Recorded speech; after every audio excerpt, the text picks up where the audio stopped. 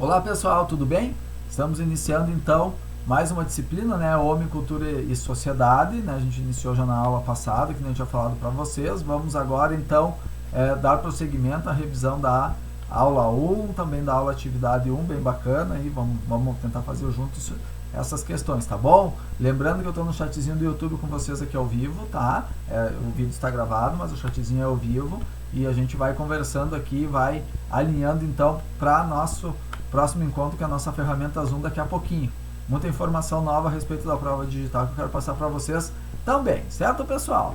Vamos lá então. O objetivo geral da disciplina é proporcionar a compreensão da construção da sociedade moderna, do capitalismo, as relações que se estabeleceram entre o homem e a sociedade durante todo o processo até o capitalismo mais moderno. Na aula 1, que é de hoje, então, nós vamos abordar a construção da sociedade moderna, ou seja, a transição do feudalismo para o sistema capitalista, certo? Lembrando que todas as nossas referências daqui a gente tira da teleaula de vocês, bem como do livro didático que vocês têm aí também, Homem, Cultura e Sociedade, tá bom? Construção da sociedade moderna, transição do feudalismo para o capitalismo, certo? O que é o chamado feudalismo? O que era o chamado feudalismo? O feudalismo ele tem suas origens na decadência do Império Romano e predominou na Europa durante a Idade Média. O feudalismo foi um modelo de organização social e política, e esse modelo possui algumas características predominantes, como a agricultura como principal fonte de renda para a subsistência e com ênfase nas trocas naturais, ou seja, trocar produto por produto, sociedade estamental e trabalho servil. A sociedade estamental da era feudal era dividida da seguinte forma. Imaginemos então aqui essa pirâmide que tem lá no livro didático de vocês, essa pirâmide, onde nós temos três níveis, três classes, digamos assim, divididas em níveis, né? Os camponeses e servos na base da pirâmide, no meio a nobreza, né? E o clero, né? O clero já diz, eram os que oravam, a nobreza os que guerreavam e os camponeses e servos os que trabalhavam, certo? Vamos ver cada um deles? Vamos ver então, olha só. Vamos compreender a pirâmide da sociedade feudal. Lá no ápice da pirâmide nós tínhamos o clero, que são nada mais nada menos do que os religiosos. Eles exerciam um grande poder político sobre uma sociedade bastante religiosa, onde o conceito de separação entre a religião e a política era desconhecido. Segundo, a nobreza, os senhores feudais, certo? Eram os donos das terras cedidos pelo rei, ali no meio da pirâmide. Eles pagavam pelo uso com parte daquilo que era produzido nas terras. O rei lhes cedia terras e esses lhes juravam ajuda militar. E por último, lá na base, ou iniciando a pirâmide lá na base, a parte chamada plebeus, né? Os trabalhadores. Eram a maioria da população. Cuidavam da agropecuária e de tudo que era plantado nos feudos. E em troca recebiam uma parte do que produziam. Estavam presos à terra, sofriam intensa exploração, eram obrigados a prestar serviços à nobreza, que era chamada de corvéia, e pagar-lhes diversos tributos em troca da permissão de uso da terra, as chamadas banalidades, e de proteção militar, certo? Com isso, pessoal, veio a questão da chamada crise do sistema feudal. A crise do sistema feudal ela se iniciou justamente com o desenvolvimento comercial e, como consequência, o desenvolvimento urbano, certo? Ali já estava dando um pontapé assim para passar para o capitalismo. Três foram os motivos principais, então, da crise feudal: as inovações técnicas, as cruzadas e a reabertura do mar Mediterrâneo, certo? As inovações técnicas elas contribuíam na agricultura como a máquina de revolver a terra, o peitoril para melhor aproveitamento da força do cavalo no arado, o uso de ferraduras e o moinho d'água. Estas inovações promoveram uma expansão da agricultura. As cruzadas eram as expedições militares patrocinadas pela Igreja Católica e organizadas pela cristandade medieval, com o objetivo oficial de libertar a Terra Santa, Jerusalém, do domínio muçulmano, certo? A gente vê vários filmes aí da questão das cruzadas, é referente a esse período feudal. Porém, os fatores principais estavam ligados a interesses econômicos em algumas regiões do Oriente e a necessidade de exportar a miséria em virtude do crescimento populacional. A reabertura do mar Mediterrâneo. As cruzadas, elas promoveram o renascimento comercial e o renascimento urbano. As principais rotas de comércio eram feitas pelo mar Mediterrâneo. Então essa abertura era realmente, né, essa reabertura era esse renascimento do comércio com passagem pelo mar Mediterrâneo. O intenso desenvolvimento comercial, ele colaborou para o desenvolvimento das cidades medievais e de uma nova classe social, a chamada burguesia. A crise no sistema feudal promoveu transformações políticas, sociais, econômicas e religiosas que marcaram a passagem da Idade Média para a Idade Moderna. Todo esse processo de renovação e revigoramento, que também influenciou a cultura, recebe o nome de Renascimento. O pensamento filosófico, que até aproximadamente o século XV estava subordinado à Igreja Católica, passa para a filosofia moderna, que tem início com o Renascimento, quando apenas as explicações religiosas não são mais suficientes e predomina a ideia da conquista do pensamento científico. A transição do feudalismo para o capitalismo foi marcada também pela transição do campo para a cidade, para a vida urbana. Assim, pôde explicar para Marcos, que está vivenciando uma experiência lá no nosso livro, esse personagem, o Marcos, ele vivencia uma experiência que permanece como resquício da transição do feudalismo para o capitalismo, quando as pessoas foram deixando o campo para trabalhar nas cidades. As inovações tecnológicas fizeram com que fossem cada vez menos necessárias pessoas no campo, razão pela qual as oportunidades de trabalho foram se concentrando cada vez mais nas cidades, como é atualmente, né? Essas mesmas inovações permitiram o aumento da produção, gerando o excedente e aumentando o comércio de mercadorias. Toda essa diversificação proporcionou o desenvolvimento das fábricas e a necessidade de mão de obra, fazendo com que os trabalhadores migrassem do campo para a cidade. A transição do feudalismo para o capitalismo trouxe uma série de mudanças na sociedade. A burguesia se consolidou como uma nova classe social, formada pelos comerciantes e industriais. Os trabalhadores migraram do campo para a cidade e a divisão de classes se intensificou. O poder econômico deixou de estar concentrado nas mãos dos donos das terras e passou para a mão dos burgueses capitalistas, donos dos meios de produção. As relações de poder também mudaram. A Igreja deixou de ser detentora de toda a fonte de explicação para o surgimento das explicações científicas, e o poder político deixou de ser exercido pelos reis para ser exercido pelos burgueses. Quanta coisa podemos explicar sobre os dias de hoje, olhando para o período de transição do feudalismo para o capitalismo? Pois é um paralelo que a gente consegue fazer desde lá do tempo feudal, onde nós tínhamos a pirâmide, e fazer uma analogia com o presente e ver que realmente alguns aspectos ainda são bem vivos e bem existentes na nossa sociedade, certo? Naquele período, pessoal, a gente teve duas revoluções importantíssimas para depois realmente culminar o capitalismo, que foi a Revolução Francesa, que a gente vai ver agora, e daqui a pouquinho vamos falar sobre a Revolução Industrial, certo? Ao longo da segunda metade do século XVIII, e desde que Luís XVI assumiu o reinado, a França encontrava-se com muitas dívidas em razão dos antigos reinados, das guerras de conquista da monarquia, Guerra de Independência dos Estados Unidos e na Guerra dos 7 Anos, e da manutenção da corte, que era bastante luxuosa. No Estado monárquico absolutista, o povo não tinha voz, já estava dizendo o nome, monarquia absolutista. Não podia votar, nem sequer dar opinião sobre o governo, e os que se opunham ao Estado eram presos na Bastilha ou condenados à guilhotina. A população vivia em condições precárias, sendo objeto de extorsões diversas, da exorbitante exploração do trabalho e do pagamento de múltiplos impostos. Muitas revoltas do terceiro estado foram surgindo contra o rei e o estado absolutista.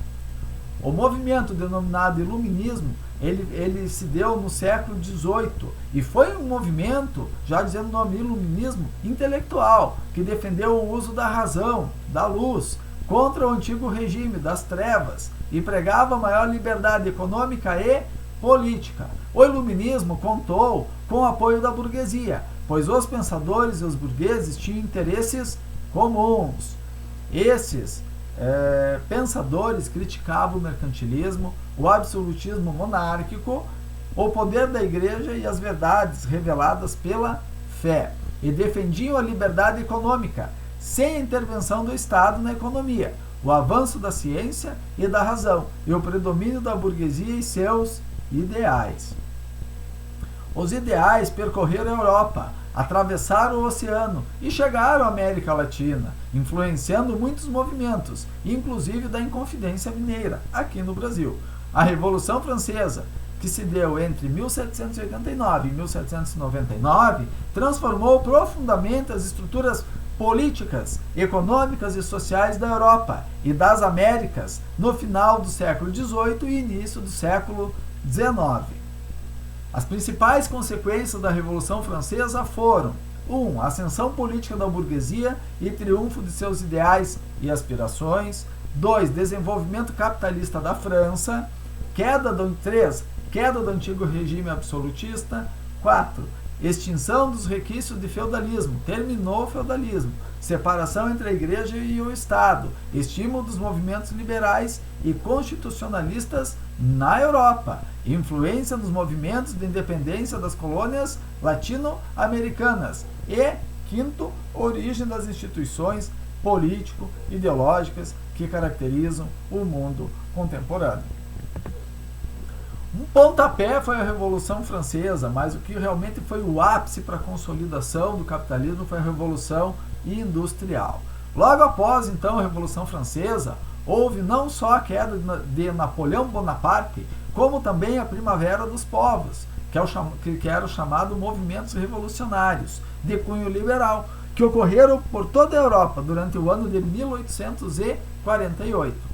Até o final do século XVIII, a produção era predominantemente artesanal, em países como França e a Inglaterra, embora possuíssem manufaturas. As manufaturas eram grandes oficinas onde diversos artesãos realizavam as tarefas manualmente, os quais, entretanto, eram subordinados ao proprietário da manufatura. A Revolução Industrial teve algumas etapas, e a gente costuma dizer que sejam até 3 etapas. Vamos ver? No final do século XVIII e durante todo o século XIX, aconteceu na Inglaterra a Revolução Industrial. A primeira Revolução Industrial aconteceu na Grã-Bretanha, que apesar de ser um país pequeno, possuía condições estáveis de transporte e uma classe social que era a nobreza, bem diferente dessa mesma classe na França. O nobre na Grã-Bretanha se assemelhava ao burguês da França, enquanto o perfil tinha dinheiro para investimentos. A Revolução Industrial iniciou com o algodão. A Revolução caracterizou-se pela substituição do trabalho manual e artesanal pela produção, através das máquinas e fábricas, melhorando a eficácia da produção, a rapidez e o custo da produção dos produtos. Por isso do nome, Revolução Industrial. Quando falo em primeira revolução e posteriormente segunda e assim sucessivamente, é devido ao fato de que a Revolução Industrial aconteceu justamente numa sequência de invenções e descobertas de automatização dos produtos, pensando não só na matéria-prima, como também em todos os recursos de produção, transporte, entre outros, para a redução cada vez maior dos custos de produção, aumentando os lucros. A segunda etapa, então, da Revolução Industrial se deu com inovações industriais, com relação ao emprego do aço, a utilização da energia elétrica e dos combustíveis derivados do petróleo, a invenção do motor, a explosão da locomotiva a vapor e o desenvolvimento de produtos químicos. A terceira etapa da Revolução é considerada por muitos estudiosos como os avanços tecnológicos dos séculos 20 e 21, tais como o computador, o fax, a engenharia genética, o celular, entre tantos outros, né? Chegando então no mundo atual, essa terceira grande etapa da nossa Revolução Industrial. Que consequências a Revolução Industrial teve? Pois bem, vamos ver então. A Revolução Industrial ela promoveu profundas transformações econômicas e inovações, importantes para o processo de industrialização, que logo expandiram-se para outras sociedades, como França, Bélgica, Holanda, Rússia, Alemanha e Estados Unidos, que ingressaram nesse novo modelo de produção industrial, atingindo em pouco tempo nível mundial. A ciência também contribuiu com o processo de desenvolvimento de uma série de novas tecnologias que transformaram de forma rápida a vida do homem, sobretudo no modo de produzir mercadorias. Nesse último caso, serviu principalmente no setor industrial, fazendo o quê? Acelerando o desenvolvimento do sistema capitalista. O processo de industrialização espalhou-se por todo o mundo e chegou ao Brasil no final do século XIX. Num primeiro momento foram instaladas fábricas de tecidos, calçados e outros produtos de fabricação mais simples, e a mão de obra usada nessas fábricas era na maioria formada por imigrantes italianos, certo? Com isso, pessoal, veio a consolidação do regime consolidação do capitalismo. Vamos lá. Consequências da Revolução Industrial, então, para essa consolidação: crescimento urbano, mudanças nas relações de trabalho, tempo, trabalho e disciplina na fábrica, o tempo chamado mais-valia, que tem lá no livro de vocês, tem lá na teleaula, revolta e organização dos trabalhadores e danos e a consequência também de danos ambientais, certo? Botei aqui para vocês a gravura aqui, ó, do filmezinho Tempos Modernos do Charlie Chaplin ali, onde houve toda essa mudança da Revolução Industrial passando então pro capitalismo. Diante disso, houve o surgimento das ciências sociais como tentativa de explicar a sociedade moderna. E as ciências sociais, elas possuem suas raízes na Revolução Francesa de 1789 e na Revolução Industrial de 1800. Nesse período histórico, os europeus passavam por transformações em sua vida e estrutura social, deixando os costumes e tradições de uma economia baseada na manufatura do feudalismo e adequando-se às demandas de uma economia capitalista. Um período de muita mudança e de insatisfação que, consequentemente, levou à origem de conflitos e tensões. Daí surge o termo sociologia, que foi criado por Auguste Comte, que viveu em 1798 a 1857, sendo considerado o pai da sociologia, provavelmente o primeiro pensador moderno. Comte ele defendia a ideia de que, para uma sociedade funcionar corretamente, ela precisa estar organizada e só assim alcançará o progresso. Seu esquema sociológico era tipicamente positivista, era chamada corrente positivista, uma corrente com grande expressão no século XIX. E lá no início do século XIX surgiu na França o positivismo, que foi esta corrente filosófica que tinha falado anteriormente. Os principais estudiosos e idealizadores dessa corrente foram Auguste Comte e John Stuart Mill. O positivismo proposto por Comte, ele considerava a ciência como a única forma de conhecimento verdadeiro, separando-o de conhecimentos ligados a crenças, superstições ou outros que não pudessem ser comprovados por meio dos métodos científicos. O conhecimento científico veio desta forma, então, ganhando forças. Certo, pessoal? Da época da sociologia, nós temos três excelentes pensadores clássicos da sociologia, que são Karl Marx, Emile Durkheim e Max Weber.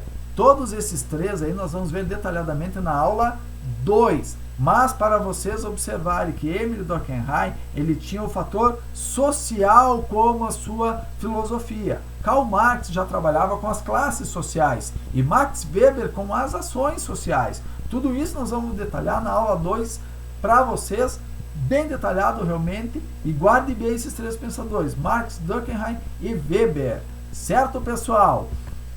Beleza, gente? Vamos lá então, vamos para a nossa aula atividade.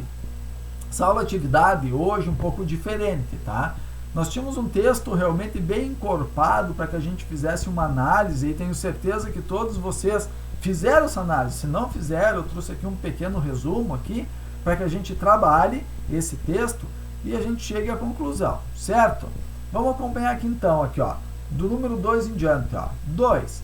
Tutor, peça aos alunos que reflitam e desenvolvam um comentário escrito justificando a afirmação: o poder e as formas do controle sobre os indivíduos não vêm de uma única fonte, ou seja, de uma única instituição, escola, igreja, prisão, sanatório, enfim, mas estão presentes em nosso cotidiano.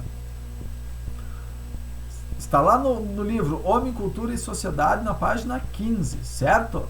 Número 3. Solicita aos alunos que apontem algumas das diferenças apresentadas pelos autores Foucault e Deleuze sobre o conceito de sociedade disciplinar e a sociedade do controle, disponível na leitura dos fragmentos textuais e nas referências estudadas. Vou falar um pouquinho aqui de Foucault e Deleuze, não coloquei na revisão para vocês, porque eu vou falar agora, mas está lá principalmente na teleaula de vocês, frisando muito essa questão lá nos slides, certo? Coloque o vídeo, 4, coloque o vídeo de Leandro Carnal, e peça para os alunos explicar a ideia sobre o controle e o poder das tecnologias atuais sobre nossas vidas e liberdades. Muito legal o vídeo, nós vamos ver ainda agora aqui, tá? Seria para nós encaminhar via chat. Como a gente não está acontecendo as aulas, nós vamos discutir aqui com vocês para que tenha esse entendimento. E cabe essa reflexão, certo? Tanto na ideia de Foucault e Deleuze, que eu vou colocar aqui para vocês resumidamente, como depois no vídeo do Leandro Carnal, que é muito bacana realmente. Olha só. Vou pegar um trechinho, então, daquela reflexão que vocês teriam que ler lá na atividade de vocês. Sobre as sociedades disciplinares, as relações de poder se enraizam profundamente ao nexo social. Uma sociedade sem relações de poder só pode ser uma abstração. Não existe. A análise, a elaboração, a retomada da questão das relações de poder e do agonismo entre relações de poder e intransividade da liberdade é uma tarefa política incessante, inerente a toda a existência social, disse Foucault. É isto que nos possibilita afirmar ser a vigilância um aspecto decisivo da sociedade disciplinar, onde o que está em jogo não é mais o encarceramento de isolar do olhar, mas as aberturas e passagens que vazam os interiores, e supostamente impede que se possa escapar o olhar. Foucault, segundo ele, isto permite que, ao poder disciplinar, ser simultaneamente indiscreto, nada lhe escapa, nem mesmo os encargos de controlar, e discreto por funcionar em silêncio. Esses dois parágrafos que eu fiz aqui em cima de vocês, essas duas citações aqui, são de Foucault. Vamos ver o que Deleuze coloca para nós nessa reflexão? Olha só. Para Deleuze, o controle não é uma disciplina. Com uma estrada não se enclausuram pessoas, mas ao fazer estradas, multiplicam-se os meios de controle. Não digo que esse seja o único objetivo das estradas, mas as pessoas podem trafegar até o infinito e livremente, sem a mínima clausura e serem perfeitamente controladas. Esse é o nosso futuro.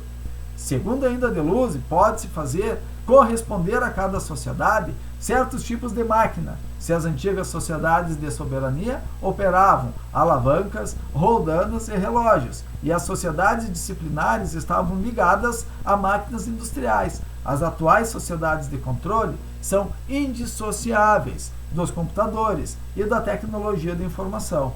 A imagem paradigmática da máquina a vapor ou da máquina movida a combustíveis fósseis vem sendo substituída pela contemporânea rede de computadores. Isto tem feito surgir uma outra configuração da relação espaço-tempo, cada vez mais presente na sociedade de controle. Aqui então eu fiz uma relação dos dois autores que está lá para vocês, certo? Tem um videozinho aqui do Leandro Carnal, que eu vou colocar aqui para vocês aqui, para que a gente veja essa relação, que vai falar muito sobre o nosso controle da informática, o controle das nossas vidas pelo telefone celular. Depois eu vou fazer aqui uma observaçãozinha final para vocês, certo? Vamos ver que o vídeo aqui está carregando, vai abrir para vocês aqui, tá, gente? Esse videozinho que é muito bacana, muito importante aqui, que a gente faça essa relação e esse paralelo lá dos nossos filósofos lá, vindo para o mundo atual. Leandro Carnal, um dos maiores filósofos, sociólogos hoje presentes no nosso dia a dia, certo? Deixa eu colocar aqui para vocês aqui o vídeo, só sair aqui do anúncio aqui, a gente já vai ver o vídeo do Leandro Carnal aqui para vocês, certo? Vamos lá então, gente? Vamos ver? Celulares. Nossa vida é exposta ao mundo. Nossas coleiras eletrônicas, celulares. Eles controlam tudo. Somos localizados onde estivermos. É possível localizar qualquer ser humano graças ao celular, salvo se for o pai tentando localizar o filho, aí não é possível. Nós fornecemos as informações alegremente. Hitler não teve acesso à quantidade de informações que hoje um governante democrático tem. Hitler dirigiu uma ditadura bárbara com o auxílio da Gestapo. Hoje uma central de celular tem mais informação sobre os cidadãos do que a Gestapo sonhou. Essa é a nossa liberdade. Esta é uma questão curiosa para a gente continuar refletindo. Na democracia atual há mais controle do que na ditadura, mas há mais liberdade. Exemplo: era possível sonegar impostos no período Médici. Não é possível sonegar impostos hoje. Ou pelo menos é preciso um esforço muito maior. Todo o controle e o cruzamento de dados que os computadores ofereceram dão ao Brasil, que grosso modo é uma democracia, mais controle sobre impostos, a área de excelência dos governos, a área de funcionalidade governamental, a arrecadação, a área que só melhorou sem cessar. Esses impostos cresceram e são mais controlados. Somos o que Etienne temeu, a sociedade com tiranos felizes no controle.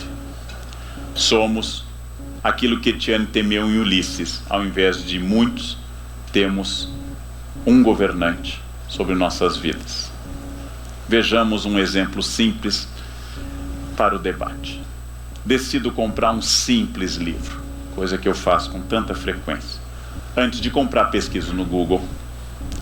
Imediatamente meu computador é invadido por sugestões similares ao livro que eu fiz, porque o IP do meu computador foi registrado no Google e se diz: este cara tem interesse em história.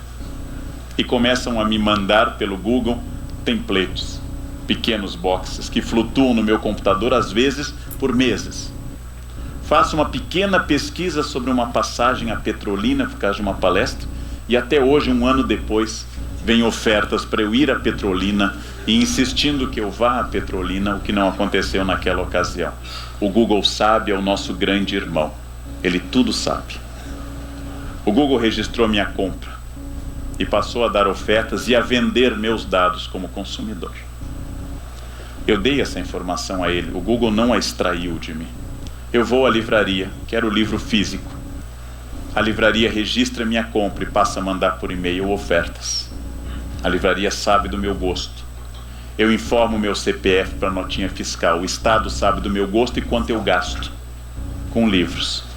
Eu comunico para uma empresa, para o governo, e comunico ao mundo todo o meu gosto, toda a minha possibilidade de compras, e respondo uma pesquisa de satisfação da livraria.